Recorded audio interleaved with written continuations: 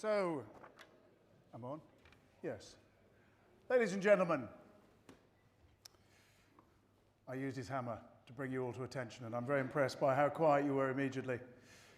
On behalf of everyone at Goffs and DBS, past and present, right back to Willie Stevenson and Ken Oliver, and through to the modern day team led by Tim Kent, and of course the Beeby family, including my mother Elizabeth and my son George, who are with us today, I just want to say thank you. Thank you very much for joining us today for what is a celebration. It isn't a sad occasion. It's a celebration of a life well lived by a man who meant a huge amount to all of us. He was a friend to so many, and he made a massive impact on the business we enjoy here today. Harry Beeby. Now, before I start, let's just reflect with some photographs from down the years that record just a few snapshots of Harry's life at Doncaster Sales, and we're going to show them on the screen to you now.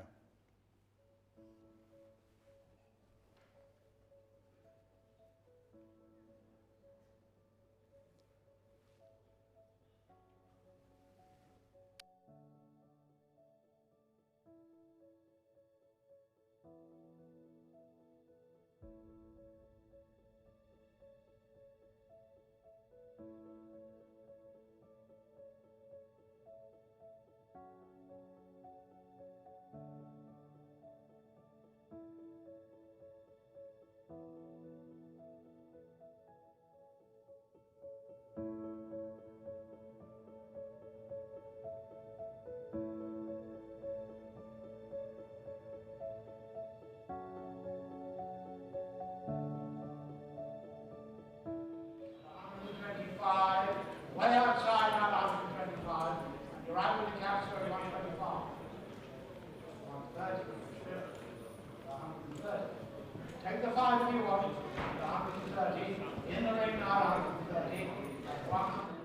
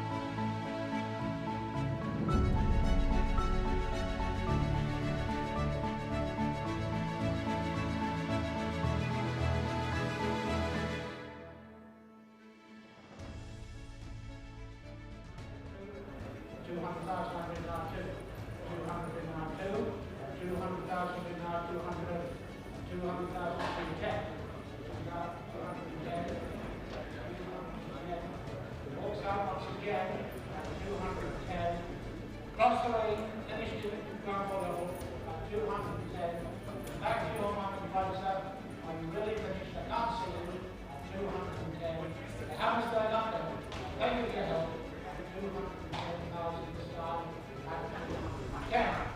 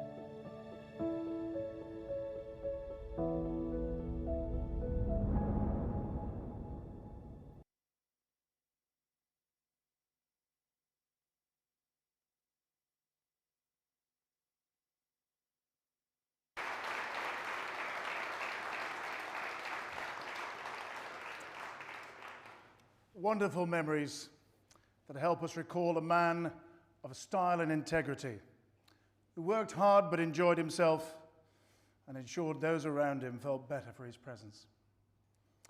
When I was watching that film, one initial memory was just before the last run on the rostrum. When you saw him selling there, that was the last time he stood here, and he sold a very good horse for the top price, as the caption told you, to Richard Brown of Blandford.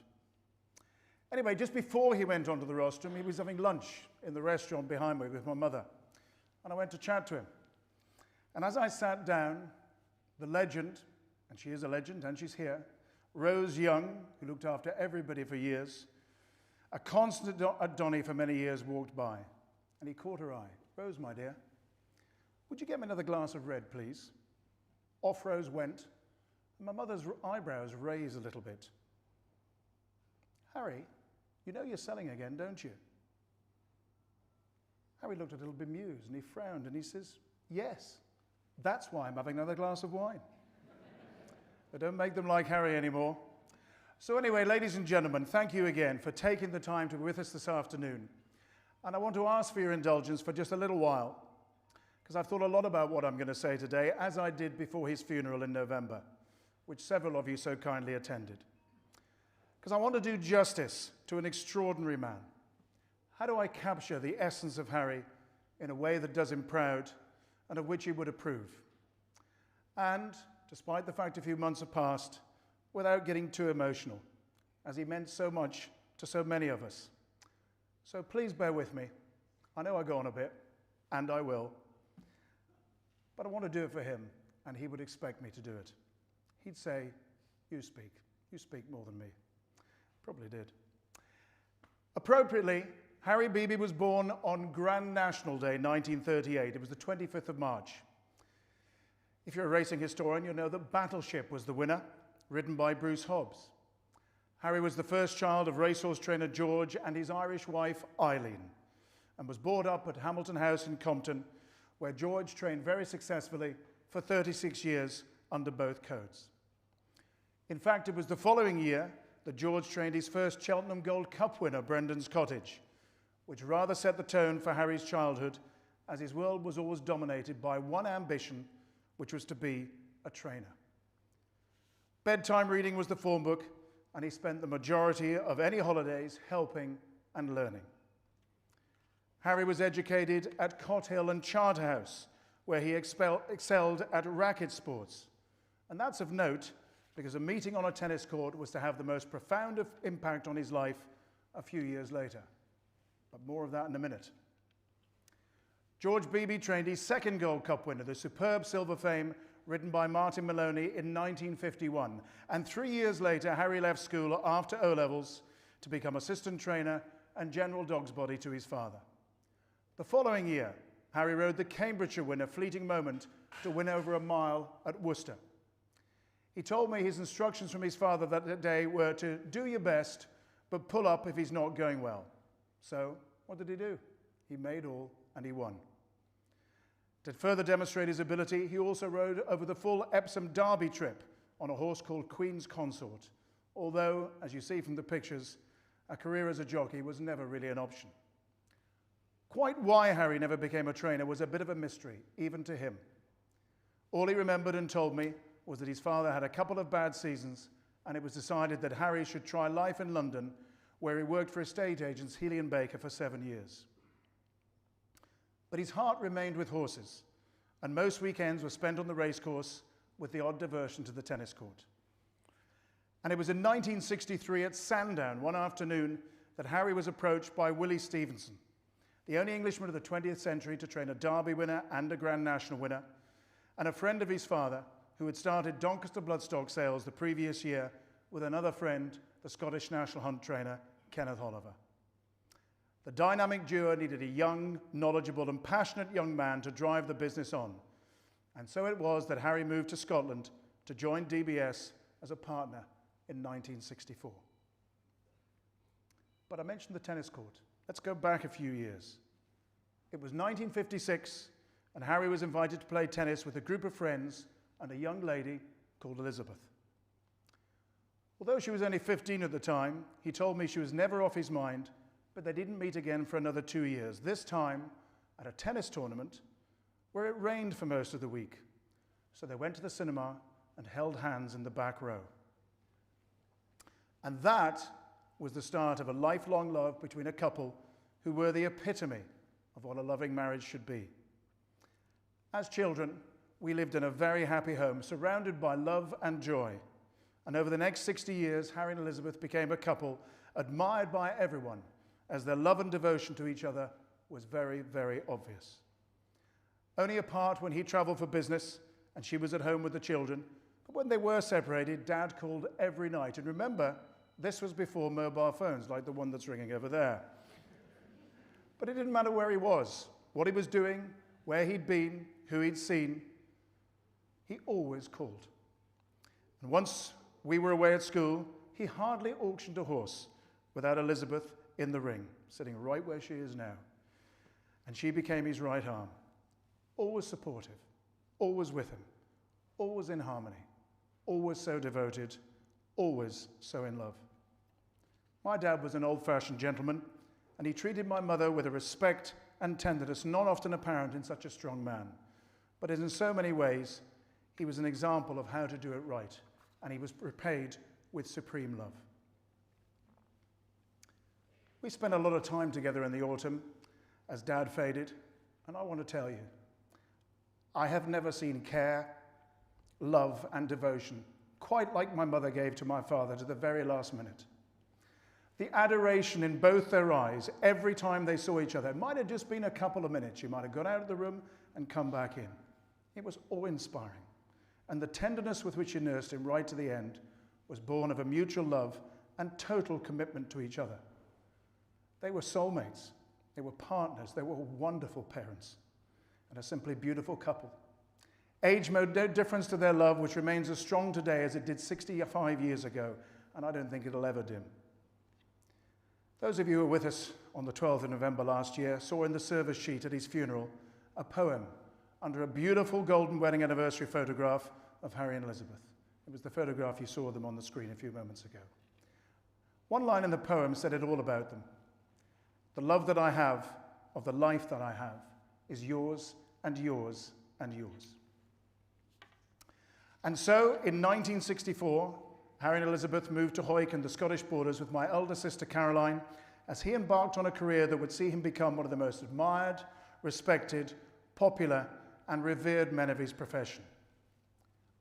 I really can't do justice to the way he shaped the bloodstock auctioneering business, but to illustrate, I spent 3 days at the Goss Autumn Sale just after he died, and I could hardly see a horse without someone telling me what a huge influence Harry had on them. Over the years, he shaped DBS into the vibrant firm that is Goffs UK today, and he oversaw many innovations, such as the sale of shares and nominations, the pre-sale show championships, and of course, appropriately this week, the introduction of the breeze-up sales concept in Europe back in 1977. It is now, of course, a multi-million-pound sector of the market, but it was Harry who pioneered them, and it was Harry who made them work. But it wasn't those tangible things that set Harry apart. It was his approach to the whole business. Harry made sure that a trip to Donny was as enjoyable as it was worthwhile. Of course he worked hard to get the best results for everybody, but he always made sure that DBS had a personal touch that was quite unique. He was supremely welcoming, with a word for everyone, and made each vendor and every buyer feel important, because they were. Everyone. And the parties. Oh, the parties. I can't tell you about the parties. They all said he should write a book, but he would never got it published. But if you were there, you might remember them. On the other hand, you might not. Every night in Punch's Hotel, and then the Moat House, and now the Mount Pleasant, a proper dinner, with good wine and plenty of crack.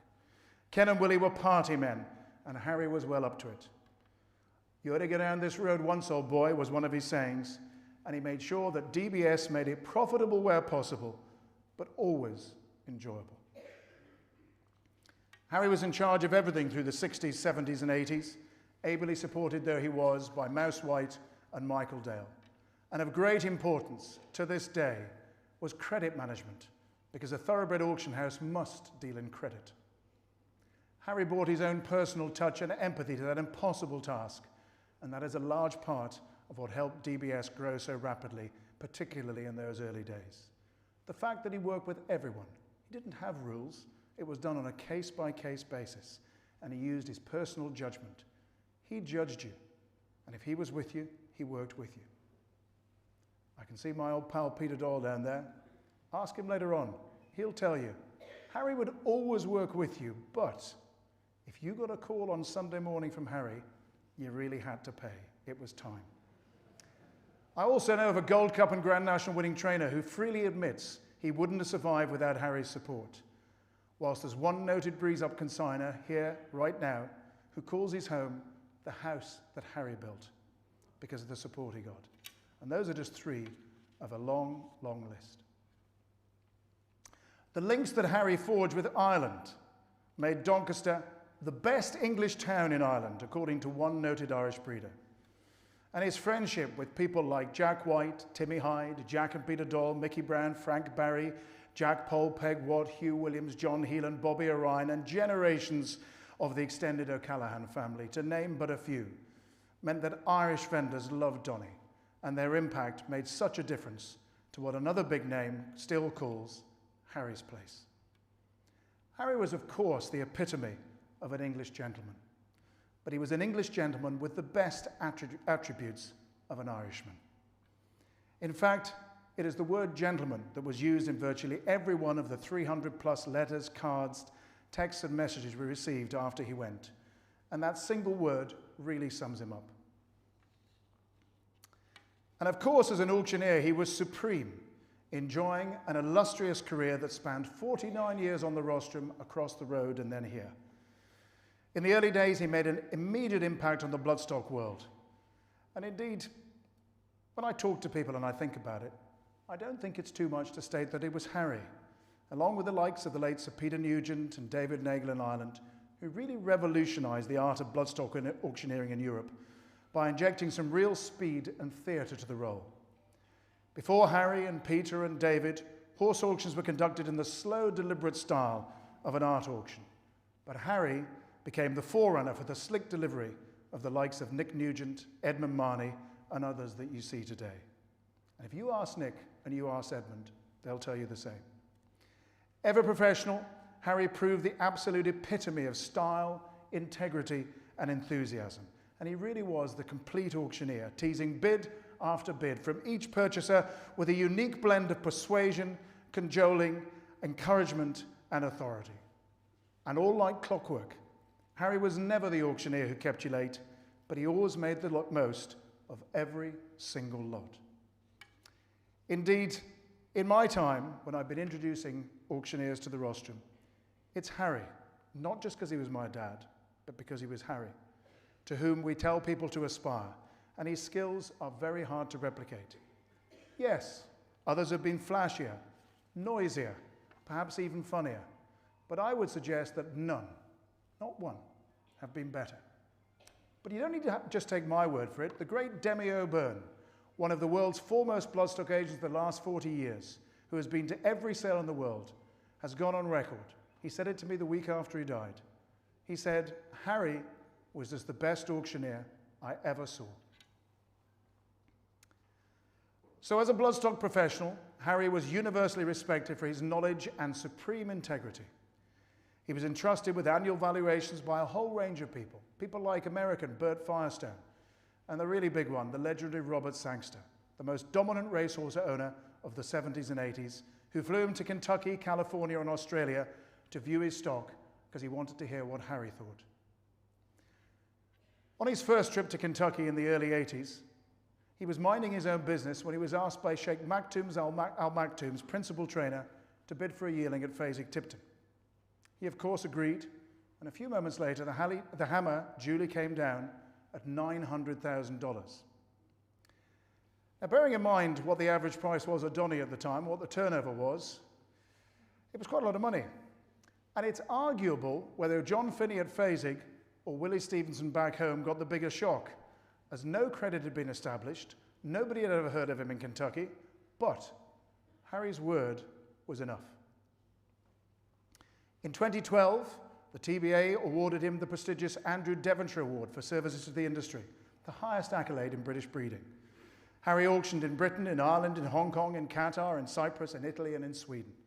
He was a noted and much admired racecourse commentator for 35 years. We've no idea how he fitted all that in. He was chairman of the Stable Lads Welfare Trust charity. He was a director of Kelso Racecourse. He conducted countless charity auctions down the years. He was a director of Robert J. Goff & Co., the parent company of Goffs and Goffs UK, for 10 years.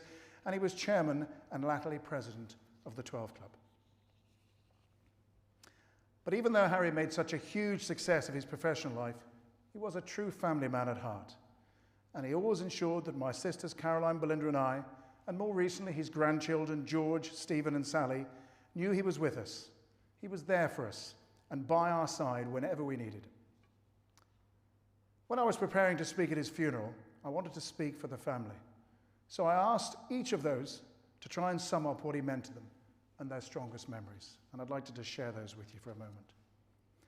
My older sister Caroline told me she recalled extremely competitive family mixed doubles tennis matches. Dad and me, she said, against you and our mother. She said they always won. I know they didn't. And she had leave-outs, weekends out from school to go to the races. A drink between every race, this was Harry, and more recently, though, sharing a good bottle of red in the South African sunshine where she lives, and Grandpa watching his grandson Steve on the tennis court and cricket pitch, and glowing with pride. My younger sister said my father was always there for me, no matter what, with advice and guidance. My younger sister Belinda said that. And George described Grandpa as an inspirational role model who always taught me to back myself, even when the odds were against me. And my mate, as that was how he always addressed me. All right, mate? And Stephen, my South African nephew, Caroline's son, said, I've got a memory I'll never forget. Grandpa and I watched Arsenal beat Spurs 4-2 in 2018 when I was over from South Africa. And we're both Arsenal fans, so it meant a huge amount. It was an amazing 2 hours, and it's a time I'll cherish forever, as it was just Grandpa and me, which made it so special. And Sally. Sally said, when I think of Grandpa, I smile. The first thing that comes to mind is gentle. He was the most kind and gentle man. Whenever I saw him, we'd sit and talk about nothing significant, but those were the most important conversations, and the age gap just didn't exist. Grandpa will forever hold a special place in my heart. And what of me? Well, like most little boys, I looked up to my father, and I just wanted to be like him. I wanted to walk like him, I wanted to talk like him, I wanted to work like him, I wanted to play like him. I wanted to be everything that he was. And I've got to tell you, not a lot's changed in the last 56 years. But Dad was so much more than a father to me. He was everything. I wasn't a comfortable teenager, but he always thought of the right thing to say with the right advice. He always told me that he understood. And I went everywhere with him. We went racing, to sales, we went to boxing matches, tennis matches, football matches, rugby matches. He'd never seen a rugby match when he took me to Murrayfield in 1973 and wanted to know why they kept chucking the ball backwards. But he went because I wanted to go. And then when I left school, he mentored me, he taught me, he molded me, whilst at the same time allowing me to be my own person. At the sales, I shadowed him, I listened to him, I watched him, I learned from him. He was a great teacher, patient, understanding, non-judgmental, critical when I needed it, and when he spoke, I listened. Again, nothing changed till last October. We were very lucky. We worked together for over 35 years, and we worked really well together. We enjoyed each other's company, and we had some great fun. I can remember driving all over England and all over Ireland on yearling and store trips in the early part of the year, and crying with laughter as we giggled like a couple of schoolboys over something completely ridiculous of no consequence, or something silly we thought someone had said. I remember long evenings over a few drinks and a steak, just him and me, chatting about everything and anything, nothing and something. Listening, discussing, arguing, joking, just enjoying being with each other. What a privilege it was to have a father with whom I got on so well. So when I asked Caroline, Belinda, George, Stephen and Sally what Dad and Grandpa meant to me, I asked them for one sentence. My sentence is this. He was my father. He was my teacher. He was my mentor. He was my friend. He was my guiding light. He was my inspiration. He was my absolute hero. We're all unique in our own way, but there'll never be another Harry Beeby. And whatever I amount to, whatever I achieve, whatever success I may enjoy in my professional life, I'm going to tell you right now. Not a single bit of it. Not one bid, not one horse, not one deal would have been possible without him. He worked his socks off for DBS and he taught me to do the same. He took pride in what he achieved, and he achieved so much, and then we achieved more together. And the achievements became all the sweeter because we shared them, both for me and for him. When I was negotiating with Doncaster Council to build this complex, and with Imam Al-Hearn to merge DBS and Goffs, no meeting passed without an immediate call and debrief with him as I sought his wise counsel and talked everything through with him. And after every meeting, straight on to Harry. This is what's happened. This is what's been said. This is what's being suggested. What do you think? And every time, Dad would tell me what he thought and then give me his unqualified support. Sometimes, he didn't say very much. He'd just listen. What is it, old boy? And I'd tell him what I was thinking, what was needed, what the problem was, and what I was thinking. And perhaps what I might do next. That sounds about right. Kick on and back yourself. I'm with you. I really shudder to think what on earth I'm going to do when the next big decision comes along and he's not there, as his reassurance was everything, and he was so generous with his praise. I sought his advice on a whole range of things, both professional and personal. One big one was when Vanessa and I got engaged, which was at least a surprise to most people. I remember asking what he thought, as some appeared to doubt us. I'll never forget what he said. He looked at me and he said, "Henry, if you love her, I love her. And Vanessa will tell you that he lived up to that sentiment, and she's another who adored him, whilst I know that both Caroline and Belinda's husbands, my brother-in-laws, Gordon and John, held him in the highest esteem." As his family and friends will all miss Harry in many different ways. One of the things I'm finding hardest is that I spoke to him at least once every day since I moved to Ireland 15 years ago. Whatever else, I always called him on the way home in the evening. And the start was always the same, because the phone was right there next to his chair. 372078. "Hi, Dad, all right?" "Ah, hello, old boy. How are you?" And then into a chat. Always easy, always enjoyable, always valuable. I love those calls. He would have loved it if I'd rung him from Dubai a few weeks ago and told him all about it. He'd have watched it, he'd have asked me all the right questions. He loved all that, and I loved telling him. Dad was always full of sayings and advice. Work hard, play hard. Certainly a mantra he lived by. "You'll only ever have what you earn, old boy, so work hard." To me, and then a few years later to George when we left school. If you can't say something good about someone, better say nothing. He always saw the best in people. We need everyone. Dad was the champion of the underdog. It didn't matter if he thought you were going to top the sale or just bring one horse, or whether you were going to buy a £3,000 horse or a £300,000 horse. He looked after you. A problem shared is a problem halved is another one. He was a great listener. It's no crime to be broke. He'd work with anyone if they worked with him. But he should join the real world when he felt someone was being unreasonable. Fresh as paint, old boy. His standard response after another big night out, when no matter how hard he kicked the ball, and he kicked the ball, he would always turn up the next morning, immaculately turned out. The hair would be immaculate, the tie, the trousers would be creased. He always looked immaculate. And finally, a great saying, and a very important one. Loyalty is the most important attribute any man can possess. He told me that so many times.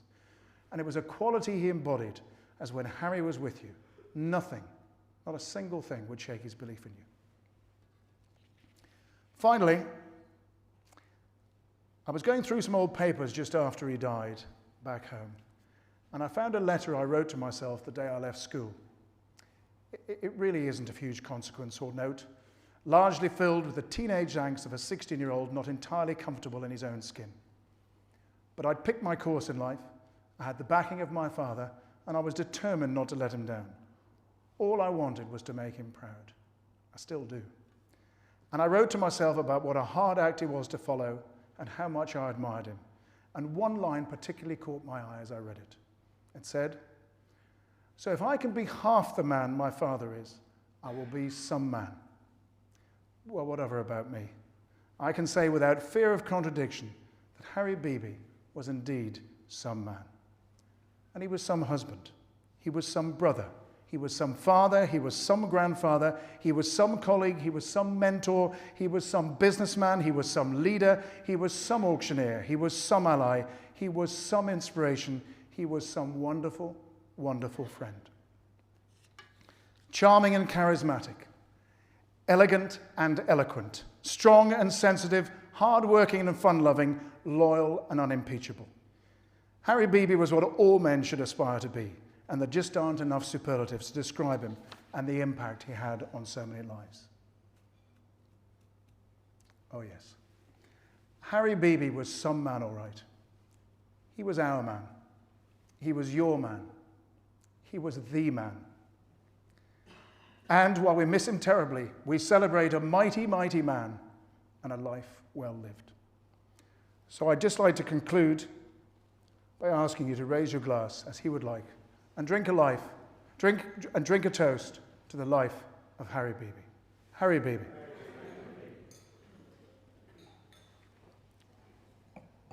Thank you very much.